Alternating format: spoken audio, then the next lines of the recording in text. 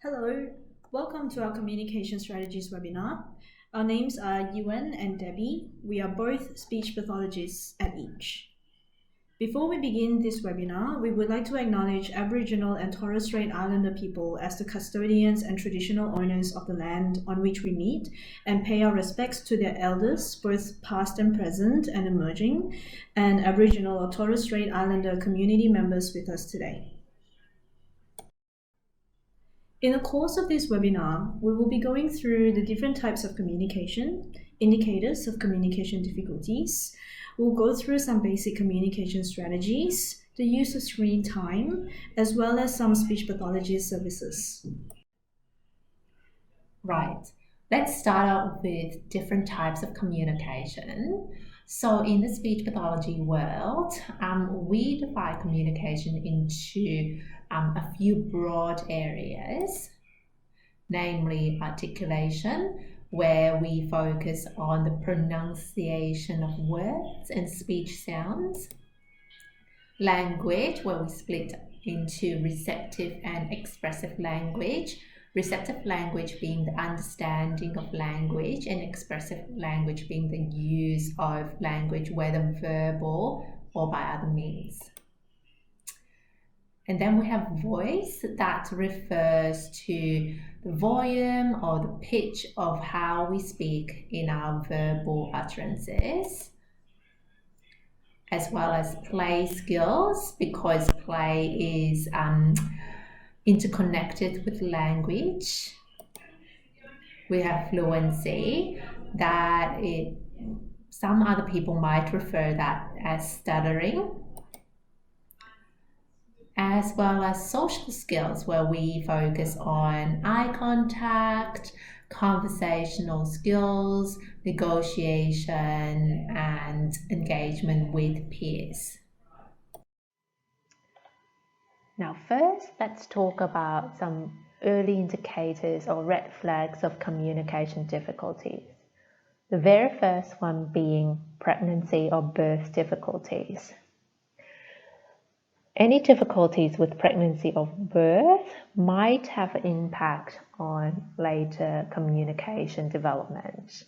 And that's why a lot of the times when you go visit a speech pathologist for advice, the very first thing that they would do is to collect a case history from pregnancy to the current age. Another indicator may be feeding problems.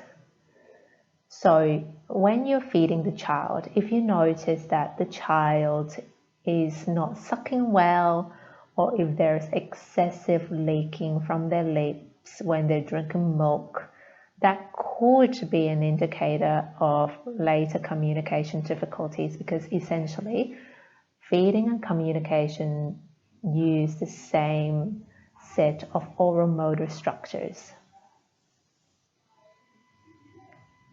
If you notice your baby is unsettled, crying a lot, being frustrated a lot, it could again be an early indicator. As your child grows, if you notice that there is limited babbling or experimental with sounds or words, that again might be a cause of concern, because children learn through babbling that they can use their own voice or different sounds to communicate with the outer world. Chronic or recurrent middle ear infections are also an indicator of communication difficulties, because that can have a direct impact on the child's hearing. By not hearing properly, it is natural to have a negative impact on communication skills, because they're not receiving as much input or the correct input by hearing what is happening in the surrounding environment clearly. Poor eye contact, frustration, or being disinterested in communicating is again, an early indicator of communication difficulties, because that suggests that the child might not understand that they can use words or gestures to communicate with the outer world to get what they want, or they simply are disinterested and therefore has limited opportunities to practice communicating. If you notice your child has reduced vocabulary, for example, speaking much fewer than 50 words at the age of 2, again, that could be an indicator of communication difficulties, and you might need to go to a speech pathologist for more advice. If you're aware that there's a family history of speech, language, or learning difficulties, pairing with any of the above indicators, again, it might be a good idea to seek for more advice from a speech pathologist, because there is a correlation between communication difficulties and family history.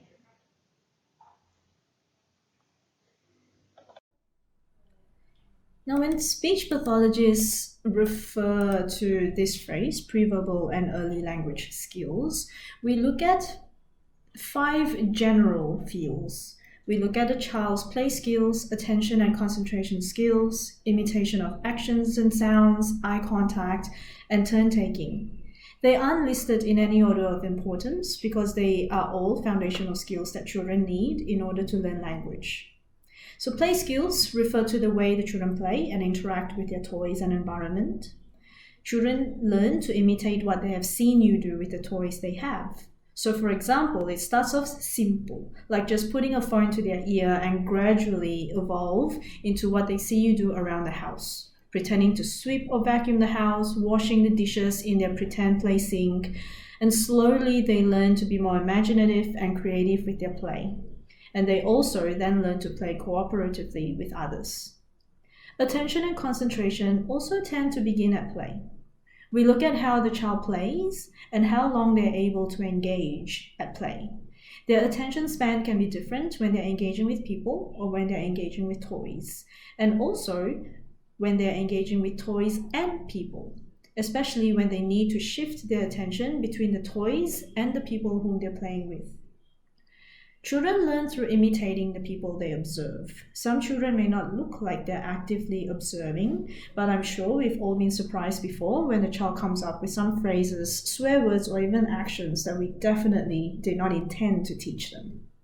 This is because children always imitate what they see and hear. It is also a necessary skill to learning and using language. When we talk, it is polite to provide eye contact and take turns during the conversation. As such, they also form building blocks to eventual use of language. These are all skills that sometimes come naturally to some children, while others may struggle and may need to be taught. For the children who are still learning to express themselves, there are a few things you can do to encourage communication. Being face-to-face with your child actually allows the child a lot of information that they may lose otherwise. So our faces convey a lot of expressions and intent, which means being at the child's eye level when communicating and playing means they may find it easier to communicate with you, and you are also at the right height to pick up all the cues that you may miss if you are standing above them.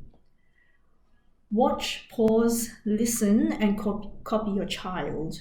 So look to see what the child is drawn to and interested in. Give them time to respond so you can see what they're trying to communicate to you.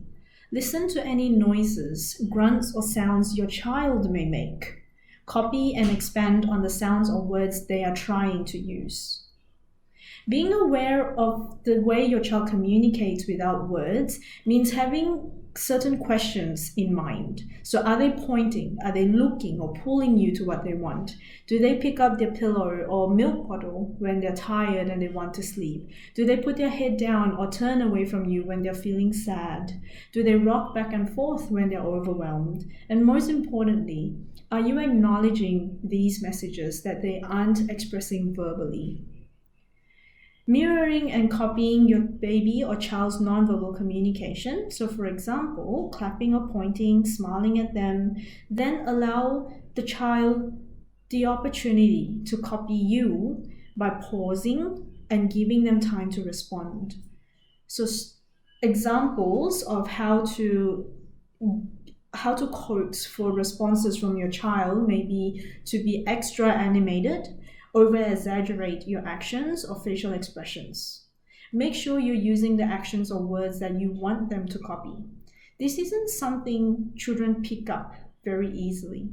So if your child does not copy or respond completely to this, it's important to stay positive, continue to give your child the opportunity to imitate or respond, and make sure you praise them for trying. Playing and socializing with other babies or children are great ways to develop nonverbal and social communication.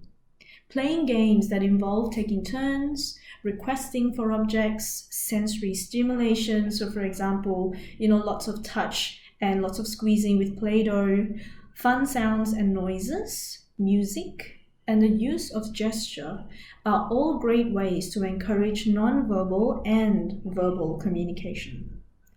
When playing or interacting with your child, again, always ensure you're at the level of your child's eyes. It is easier to get down and sit on the floor with your child. So for those of you with bad backs, you can find creative ways to bring your child up to your eye level. This will help you to be more aware of both their nonverbal and verbal communication. Letting your child see your face also provides visual cues that some children need.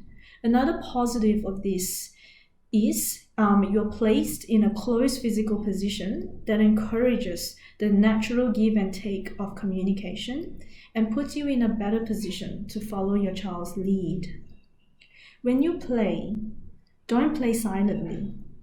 Make sure you're describing and commenting as you play.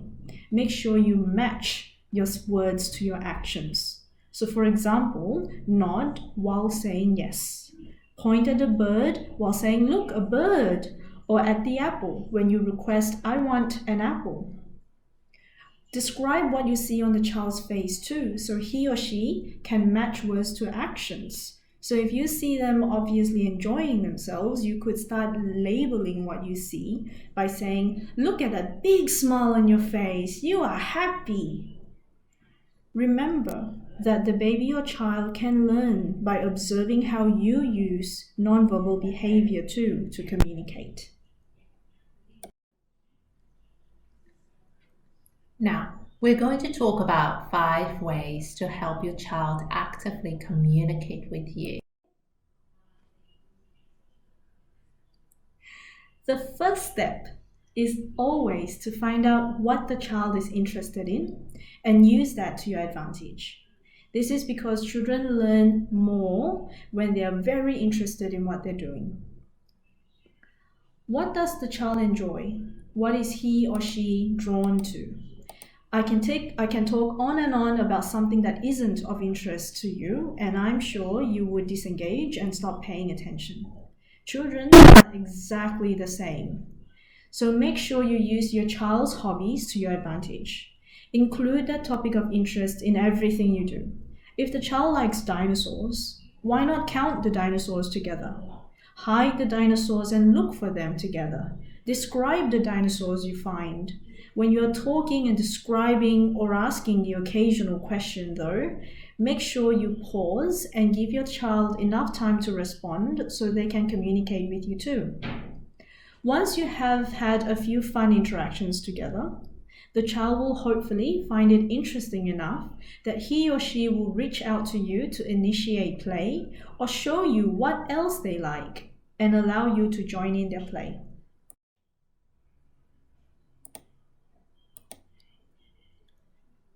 Okay, so the second strategy that we recommend is to create or identify a need or opportunity for your child to communicate.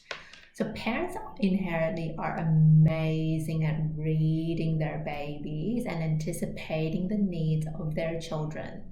But sometimes that can actually limit the amount of opportunities a child is given to express their needs and wants. Say, for example, before your child let you know that they want water, you might have already read from their facial expression that they're thirsty. So in that case, some parents might anticipate the need and give their child a glass of water. However, in that sense, the child will not have the opportunity then to actually let you know what they need by communicating via gestures or by speaking.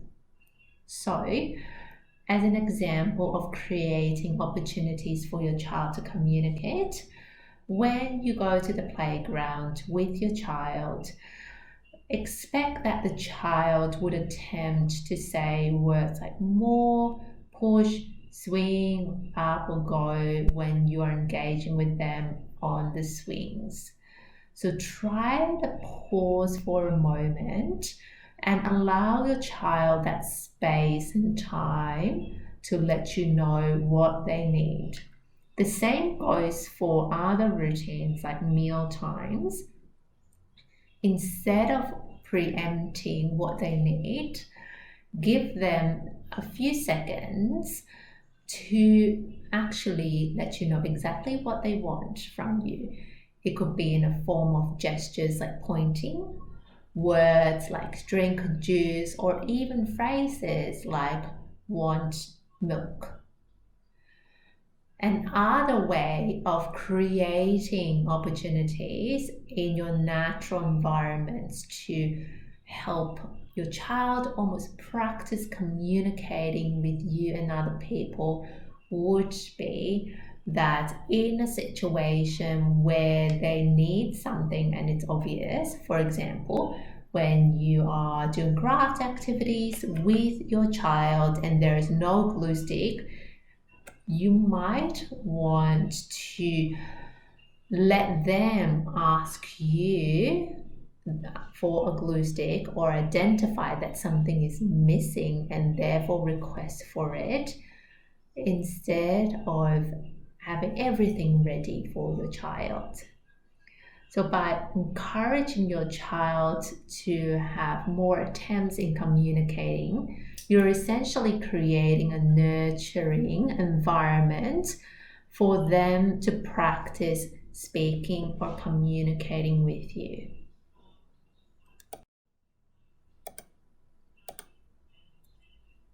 Yeah. Another strategy that we really wanted to talk to you about is the importance of repetition. So babies and children learn by listening or tuning into their everyday environment and therefore absorbing knowledge from it. And as you can imagine, that could take a few repetitions or attempts for them to fully grasp what is the meaning of a certain word. And that is essential for them because a child needs to be able to understand a word fully before they begin to use that in their sentences. So, as an example, what we can do is when you're lifting your child up, you can say up, up, up. So pair your verbal utterance with the action so that they can understand up means that action. You can also use the target word in different settings or different sentences. For example, when you're reading a book with them, you can say, Spot is running, running up the hill, running down the hill, running in the park. So that gives a child the opportunity to understand how he can use the word running and in what situations or locations he or she can use it. Making comments involve describing what you're doing and also what your child is doing, using clear and simple words or phrases as you are doing those actions. No matter what language you're using, make sure the phrases are grammatically correct and you're using the correct sentence structures. This is why we often ask you to use the language you are most comfortable with when modeling language to a child. Adults tend to label a lot. We name the toys and objects so the child learns what they're called, but it's equally important to describe actions so the child learns different types of words. Instead of just saying, "Oh, teddy bear," you can make it a little longer by saying, "Oh, you're hugging Teddy. Give him a big squeeze. Isn't he soft and cuddly?" This way, your child is exposed to more words and you're indirectly working on increasing their vocabulary too. As the child's language develops, make the comments longer by joining sentences together. If your child is beginning to try to describe, copy what your child says and expand on it. This shows that you're listening and still providing a good model. Self-talk and parallel talk are speech pathology terms. Self-talk essentially means commenting on what you yourself are doing. So I'm building the blocks, okay? I'm going to drop the car down the ramp. I'm feeding the dolly. Parallel talk means talking about what your child is doing. "Oh my gosh, you made such a tall tower. Look at you rolling the Play-Doh." Now, reading books to children can sometimes be a soothing activity and at times a highly stressful one. We have prepared 2 slides with some suggestions on how to make this activity a little easier for you and your child. First of all, it is never too early to start reading to your child. You can start reading to a baby from birth. The focus will not be on the words or pictures, but more around the tone of your voice, the animated facial expressions, and just exposure to books. This brings us to the second point, making sure you are either opposite to or directly next to your child when reading a book together. It is best to be in a position to be able to see your child's face. You can read the same book over and over. Just make sure you change the way you read the book each time. Don't repeat the exact same way you read the same book. And if possible, make book reading a part of the routine and use fun, simple books that allow it to make this an interactive experience for you and your child. Make sure you're also not just reading the words on the page. So draw attention to the pictures. Make sure you're not rushing through the pages. Read slowly, use simple words and phrases or questions, and make this as animated as you can. For the younger children, you can use books that include rhymes or songs, and if there aren't any, but certain pages or the words remind you of a particular rhyme or song, include them. You can use more complex and different words as the child's language skills grow. This is also when you can begin to ask some questions and give the child an opportunity to answer. Some strategies to encourage child participation is to pause so the child can complete the sentence, especially if it's a book you've read over and over again.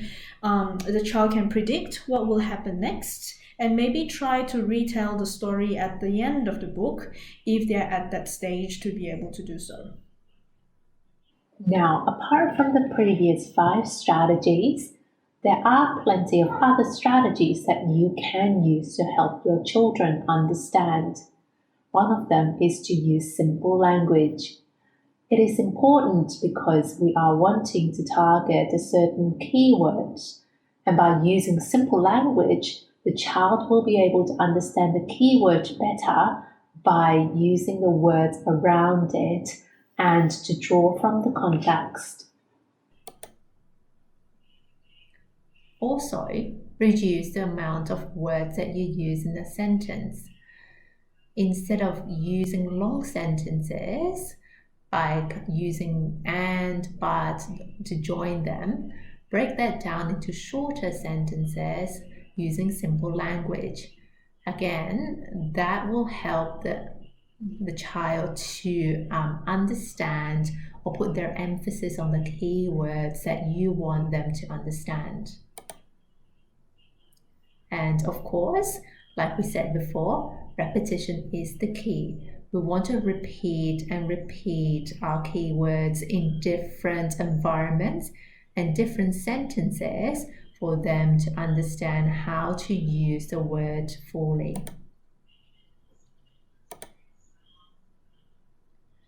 We also want to help the child to make a connection between words.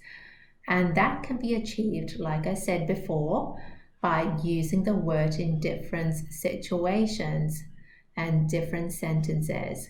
Say, for example, if you want a child to understand the word star, you can be pointing at the star in the book, or you can point at the starfish or the star-shaped block. You also wanted to use some descriptive words like a star has 5 points, a star is yellow, for example, to help them understand what exactly star means.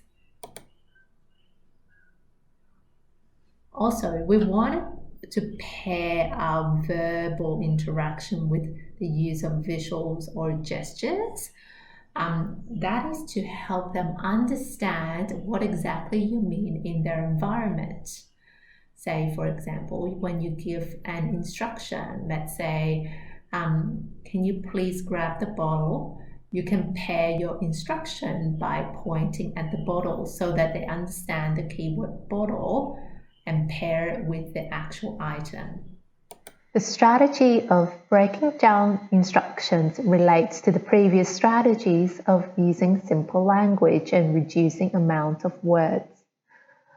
As the child is learning how to follow instructions, we want to first understand what they can follow and what they can't, and how many steps that they can take in one go.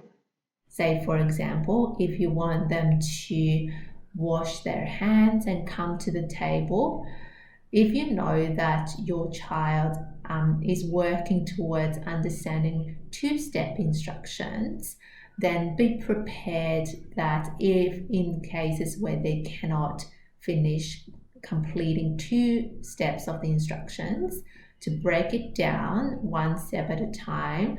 That is to ensure that the child has success and a positive experience following instructions.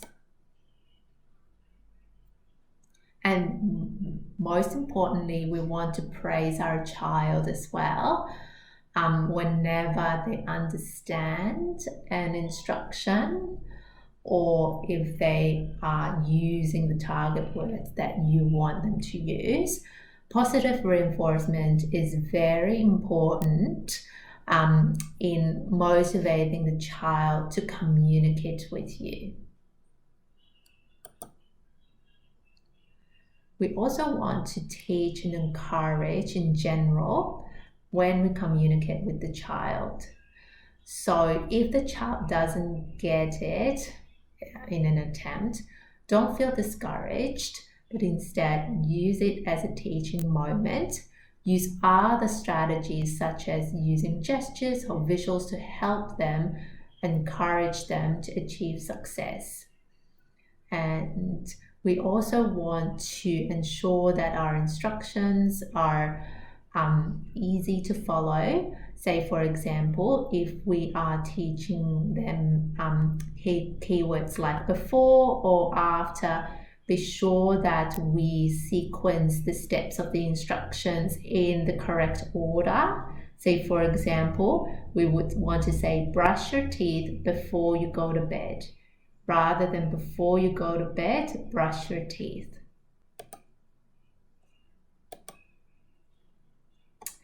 And always to check whether a child understands what you said before. So, for example, after giving an instruction, you will want to ask questions like, what do you have to do first, to check that they are paying attention to what you just said and that they fully understand what is required of them.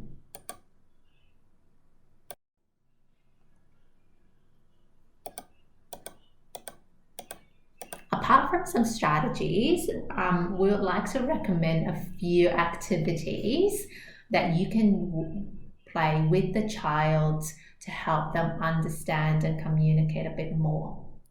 So the first one is reading. So like previously mentioned, try incorporating reading a storybook as part of your routine.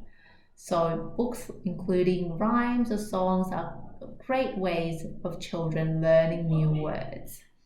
While reading, we also want to comment and ask questions like, who is this? What will happen next? For them to have the opportunity to interact with you, as well as the exposure of different WH words. Another activity is Simon Says. Simon Says is a great activity to help your children follow instructions.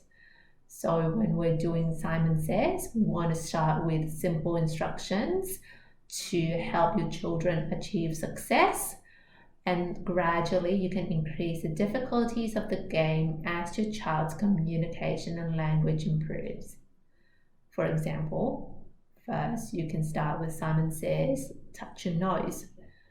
Once you see that your child is able to follow this instruction, you might want to then give instructions like touch your nose, eyes, and then say your name.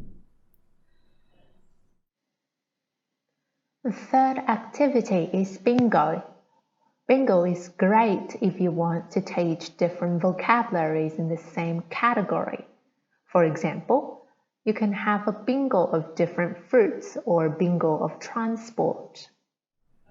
I Spy is great to help your child understand different features of the word. You can use I Spy to describe the colors, shapes, and functions of different everyday life objects, and therefore help your child understand the word more and eventually use it in their everyday life settings. Also, we recommend playing barrier games. So in barrier games, you and your child will have a piece of paper or a board in between you. The idea is that the child cannot see what you are doing, nor can you see what the child is doing. So in these barrier games, you can practice giving instructions and vice versa.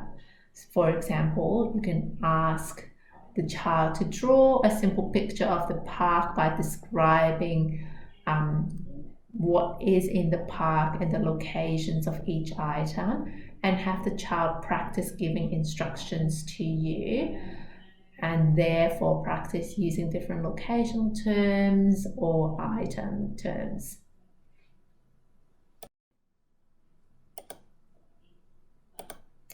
Right, well, in this day and age, screen time is always something we discuss, whether as health professionals or parents.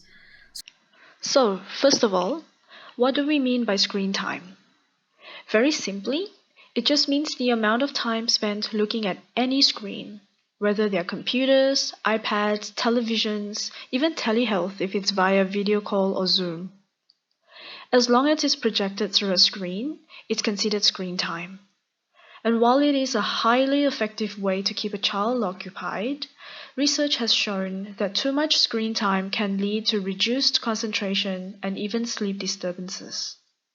It can also be related to decreased communication and social skills because the child has less opportunities to interact in back and forth communication, as well as childhood obesity because the child isn't moving as much as we would expect a child to.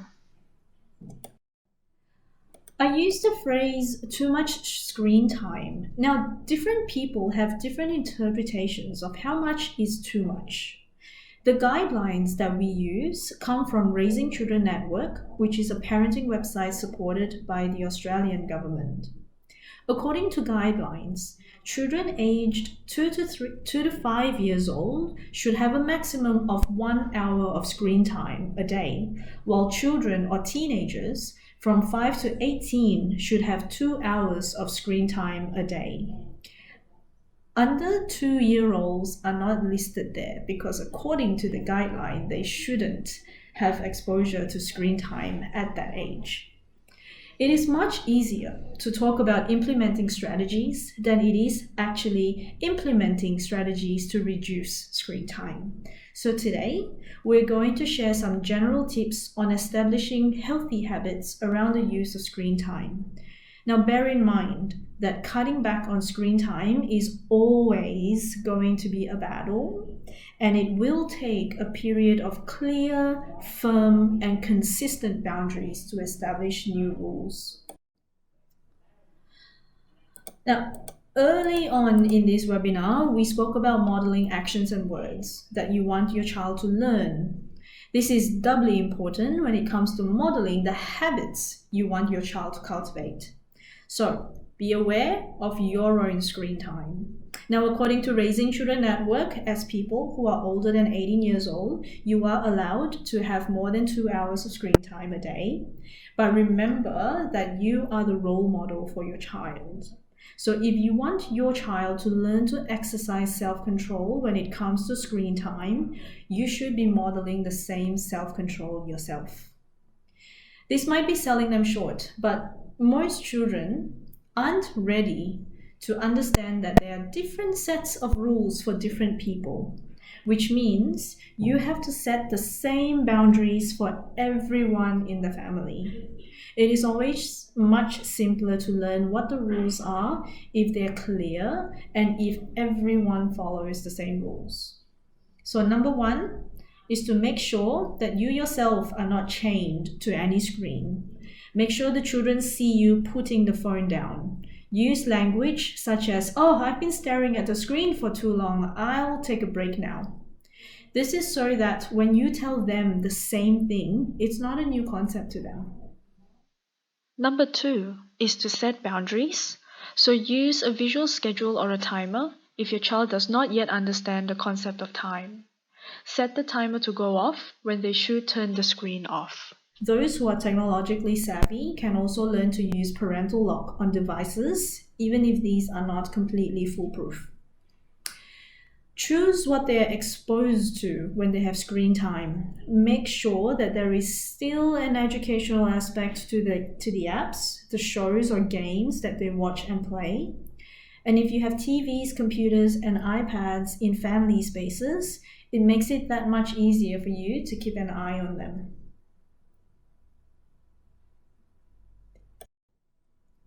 Now, here are some resources to help you manage screen time for your child. The first is a website, Common Sense Media. It is an organization that provides valuable information regarding children's TV shows, books, and movies. Common Sense Media rate and review these platforms in order to help parents better understand the choices they are making for their children. And also, like what we just mentioned, setting up parental controls and child blocks in order to restrict or monitor your children's use of internet is also a way to go. Speak with your internet providers or device company on how to complete this specific to your mode of technology. Healthy children also have information on how to safely and healthily use screen time with your children.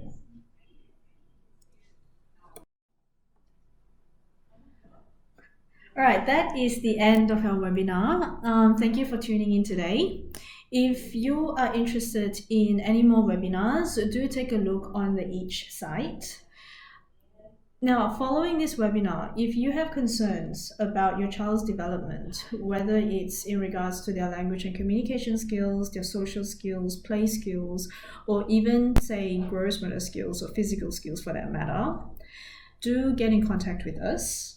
Our details are on this page. You can either contact us via our website or through our number as listed on this page. So once again, thank you for tuning in.